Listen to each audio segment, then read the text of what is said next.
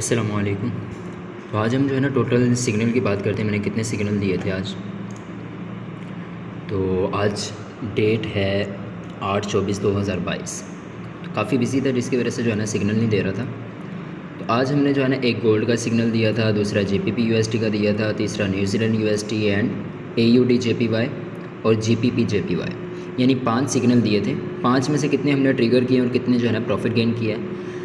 Gold से तो हमने प्रॉफिट गेन कर लिया, मैंने गोल्ड का आपको सिग्नल दिखा दिया पिछली वीडियो में।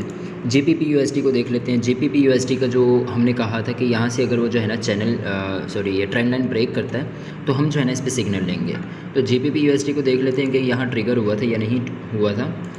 तो ये JPP USD है। हमने कहा था ये ट्रेंड लाइन अगर ब्रेक होती है तो हम जो है ना इस पर अपना वो लेंगे, ट्रेड लेंगे।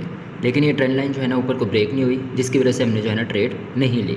ये बड़ा फ़ायदा होता है कि आप जो है ना लिखने वाले सिग्नल और एविडेंस के साथ जो सिग्नल होते हैं ये आपकी लर्निंग होती है। बहुत ज़्यादा लर्निंग पे डिपेंड कर रहा होता है कि लोग क्या करते हैं कि पहले से जो है ना यहाँ ले लेते हैं, जिसकी वजह से जो है ना उनको लॉस बेयर करना पड़ता है।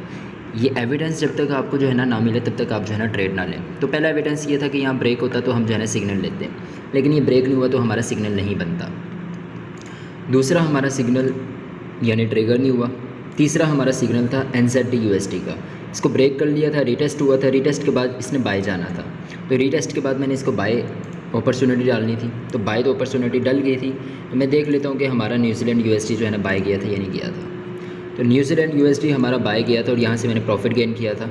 तकरीबन 60% जो है ना मैंने प्रॉफिट गेन किया था।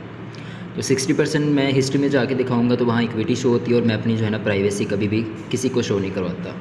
ठीक है, तो कुछ चीज़ें प्राइवेसी ही होना बेहतर होता है। उसके बाद आ जाता है हमारा NZD USD, तीसरा सिग्नल था। 2 सिग्नल ट्रिगर हुए हैं। उसके बाद AUD JPY। AUD JPY का मैंने काफ़ी ऊपर से सिग्नल दिया था, सेल का सिग्नल दिया था। मज़ीद हमने ट्रेड जो लेनी थी वो ट्रेंड लाइन के ब्रेक पे लेनी थी, लेकिन ऊपर जो है ना हम ट्रेड नहीं लेते। तो हमारा AUD JPY ये है।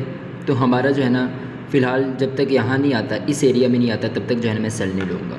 ठीक है, तो वेट कर रहे हैं, इस एरिया में आता है तो हम सेल लेते हैं। तीसरा हमारा चौथा था सिग्नल। 5वां हमारा सिग्नल ये था GPP JPY। ये भी सेल का सिग्नल था। काफ़ी ऊपर से मैंने सेल का सिग्नल दिया था और यहाँ तक जब तक नहीं आता तब तक हम जो है ना इसको ट्रिगर नहीं करेंगे। यहाँ तक देख लेते हैं कि ये आया था या नहीं आया था। काफ़ी नीचे तक तो आ गया। यहाँ से अगर हम सेल लगाते तो यहाँ तक प्रॉफिट गेन कर लेते, लेकिन यहाँ तक जब ट्रेंड लाइन नहीं ब्रेक होगी तब तक हम जो है ना इसका वो नहीं ले सकते सिग्नल। तो होप से इंशाल्लाह जो है ना ये